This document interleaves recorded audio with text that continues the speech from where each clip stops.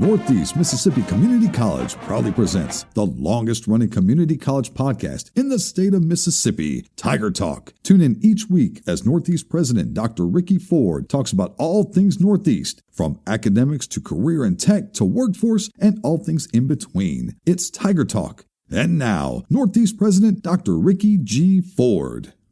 Good morning, everyone. Welcome to this week's episode of Tiger Talk with President Dr. Ricky Ford and myself, Liz Calvery. We can't wait to share with you all of the amazing things going on at Northeast Mississippi Community College. President Ford, how do you handle tough decisions, especially when they impact students and employees? Every decision that I make, it affects all of our students and it affects all of our employees. So I've got to ask the question, how is it going to impact our students and our employees? Because these are the two most important people for me here on the campus. So I've got to look at what the institution's missions and values are. And then I've got to ask the question, does this align with our mission to serve students, support faculty and staff, and strengthen our community? And then, of course, I've got to make sure that, when I'm faced with this tough decision, that get as much information that I possibly can, gather data and I gather input, and I thoughtfully consider each and every one of them. These presidents of colleges and universities, I think we all do the same thing. We're very, very deliberate about thinking processes through. Anyone who makes a decision just based upon a whim or a feeling usually is not a good decision. So it's very important that we use as much data and as much thought as we can put into it. And I try to use the institutional data that we have. I look at the financial reports if it's a financial question. I look at the academic performance. I look at the retention rates. I look at every aspect of this that affects whatever the problem might be, and I've got to make a decision on something. So I look at all these things. And then it's very important to surround yourself with a core of good people, people that you can trust, people that you can place these questions and problems in front of and get as much feedback from them as we possibly can. For me, it's my cabinet, it's my administrative council, it's the division leaders on campus and certain individuals on campus that I really trust, that I'll run things by to get their thoughts and feelings on. The faculty, the staff, community members,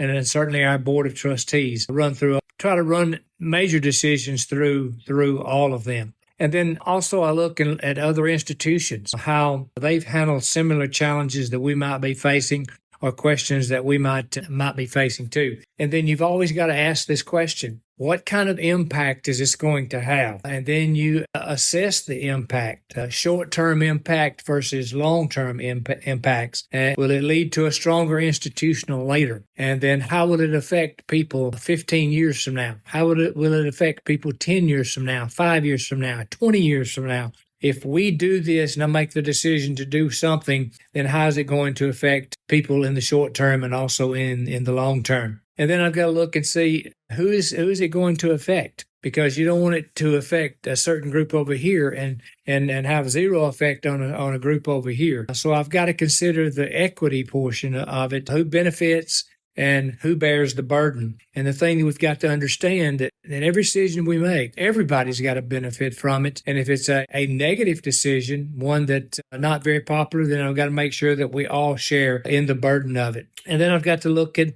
the reputation that it will leave upon the institution. And then how will it affect morale on campus? And how will the decision influence internal culture and public perception? Everything that we do, is placed upon a pedestal. It is a huge face of the community.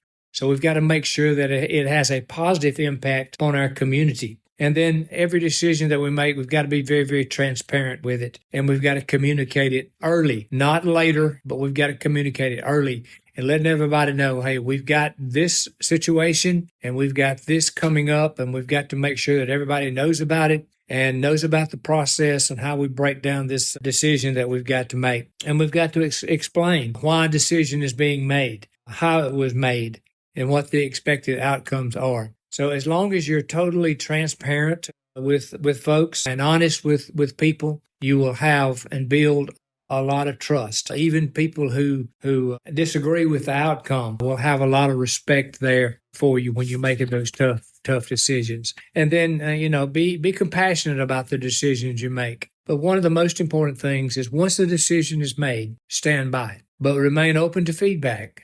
But you can't be wishy-washy and say, well, we're going to do this. Then someone comes up and says and disagrees with it, and you can't go back and say, well, I'll go back and I'll change it. You simply cannot do that. Once you make a decision on something, you've got to stand by it and you've got to see it through. All the time, after every decision that you make, you've got to make sure that you vet it, you evaluate it going forward. Even though you make a decision and you decide to do something, and it's a difficult decision, you continue to vet and see what the outcome is going to be. Because it's never shameful to back up and punt, as they say. Sometimes I've realized that, hey, we've made a bad decision here. We need to back up and rethink this and start over. And so that's kind of the way that we've handled things over the years that I've been president here. We're going to try something new, especially with instruction. Instruction is my passion now at our institution. And we're going to try everything that we can with technology to make instruction better, to make our students better. Sure, we're going to make some bad decisions on some things, and it's not going to work. So that's what I tell everybody to feel comfortable at.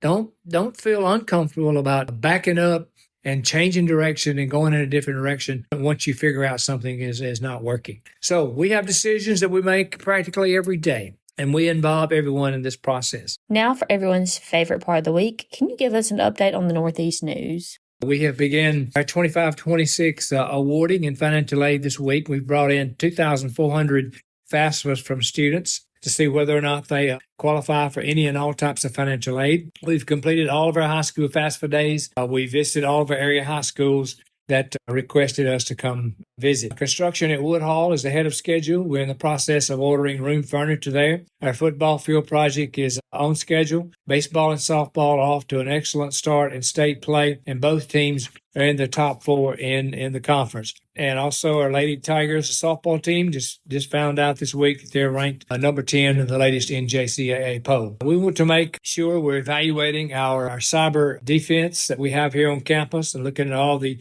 tools and the infrastructure that we have in place to ensure that we're ready in the event that we have a cyber incident or a natural disaster to bring the college back online in as short of time frame as possible. So we're looking at ways that we can prevent cyber incidents happening here on campus. Some human resources. We just hired a grants accountant, Amber Gilly. We're still looking for a part-time head tennis coach, and that is open until field. So looking at closing out this Friday, April the 4th, for a psychology instructor.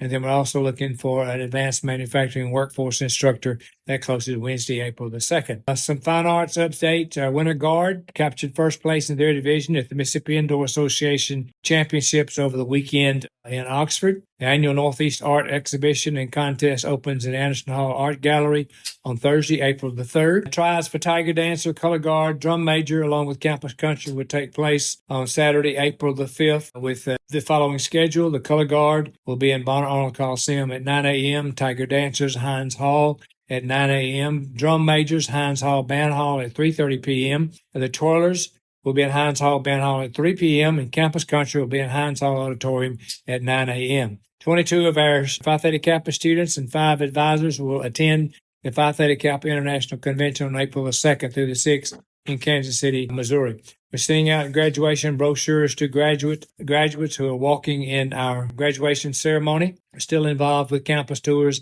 and visits with orientation going on now. A Northeast clock tower has been recently renovated. The Northeast old clocks are no longer working. We replaced them with 4 new LED lighted signs. As I mentioned a moment ago, the Wood Hall, the contractors are continuing to make great progress, and most of the drain pipe has been installed in the Tiger Stadium drainage project, and they are now working on sewer pipe installation. Plans have been submitted and approved by the board, and we're advertising for the work that's going to be done on the Northeast Tiger Stadium. We're getting quotes to renovate the lobby of Murphy Hall, Yarborough Hall, and White Hall this summer to make needed improvements because this is such a showplace for people that come on campus. It's very important in the recruiting process, whether it be for students or athletes. Upcoming events where Northeast is talking to other colleges about our technology. We are visiting with Central Arizona College, Mesa Community College, Penn State, Altona is scheduled for the upcoming month and a half. Graduation is May the 15th and 16th, and those cap and gown pickup times is April the 23rd and 24th. Our schedule for graduation is Wednesday, May the 14th, our nursing pinning ceremony that will be in Bonner Honor Coliseum at 2 p.m. On Thursday, May the 15th at 2 p.m., we'll have university transfer students, the last name that begins with A through L. Thursday, May the 15th at 6 p.m., we'll have our health sciences, May the 15th. And on Friday, May the 16th at 2 p.m., we have university transfer, the last name beginning with M through Z. And Friday night at 6 p.m. on May the 16th, we'll have our CTE graduation. And on Monday, May the 19th at 6 p.m., we'll have our GED and high set. Honors Day ceremonies hosted by our local PTK chapter is scheduled for 5 p.m. on April the 28th. So we have a lot going on here to finishing up our school year in a very strong fashion. As always here at Northeast Mississippi Community College, the premier institution in the United States. And thank you to our great employees and our great students that makes Northeast the premier institution it is. And as always, ladies and gentlemen, let's go Tigers! Thank you for listening to this week's Tiger Talk podcast. If you or someone you know wants to further their education through academics, career and technical programs, or even continuing education and workforce, give Northeast a call at 1-800-555-2154. Tiger Talk is brought to you by Northeast Mississippi Community College. For more information about Northeast, visit www.nemcc.edu or follow the college on various social media platforms such as Facebook, Twitter, Instagram, and TikTok.